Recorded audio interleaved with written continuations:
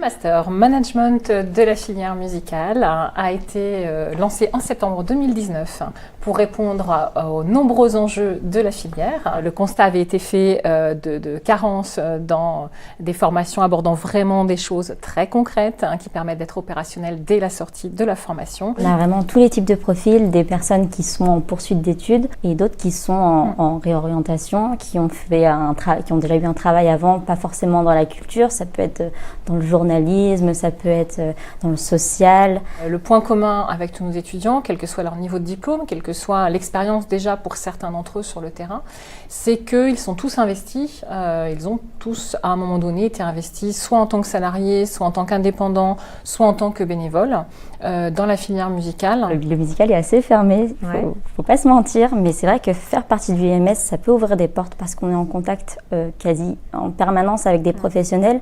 Tous nos intervenants sont pratiquement des personnes qui sont sur le terrain. On a vraiment en fait un partenaire Campus M qui est une association de professionnels, pas seulement de la musique, puisque ce sont nos mécènes, mais quand même entre autres, effectivement avec Angelo Gopé à la tête comme président, nous avons un réseau de partenaires évidemment important. Ils sont évidemment intégrés dans les cours et dans divers formats pédagogiques que sont les masterclass, que sont des projets tutorés, que sont ce qu'on appelle aussi des immersions en entreprise qu'on a commencé dès le premier semestre, puisqu'ils vont régulièrement dans divers partenaires type Caramba, La Cigale, Mogador.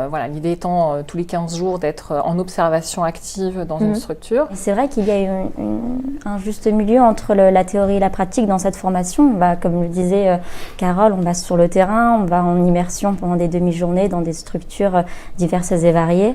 Nous avons deux types de bourses, des bourses nommées diversité qui sont des bourses plutôt sur critères sociaux, puis on a des bourses projets qui sont des bourses sur proposition de futurs projets entrepreneuriaux. En tout, donc, on a des possibilités qui vont de 25% à 100% de dotation. On peut indiquer quand même qu'on a une Learning Expedition qui sera à Londres cette année, qui leur permet aussi de rencontrer à l'étranger les principaux partenaires. Donc, on se donne les moyens avec l'ensemble de nos stratégies partenariales de les mettre en contact avec un maximum d'entreprises. Ça sera à Londres aussi pour la promo d'après ?